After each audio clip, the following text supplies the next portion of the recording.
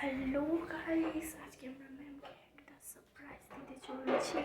যেহেতু লাস্ট বছর আমার ভাইয়ের কাছে পড়া, তো এটা দেখতে চাই একটু বড় করে সেলিব্রেট করা। টিচার্স ডে কেন করা হয়নি? এক্সামের জন্য। ম্যাম কিছুই জানে না আমরা কী করছি। ম্যাম শুধু জানে যে আমরা এখানে ফিস্ট করছি, আর আমরা যে ব্লগ করছি সেটাও জানে না। এখন আমরা মাত্র 3 জন আছি, এখনও আরও 2 জন আসবে এখানে।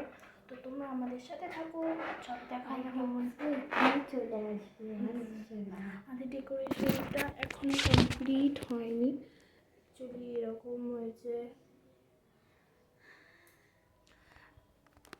এখনো আমরা এই গরমে ফ্যানটা চালিয়ে দাঁড়িয়ে আছি। আমরা 3জন মিলেই করেছি শুটিং। আমরা 3 জন গরমে একটু স্ট্রেস করছি। এটা ক্রেডিট আমাদের 3জনকে পড়া হচ্ছে, তার কাউকে নয়।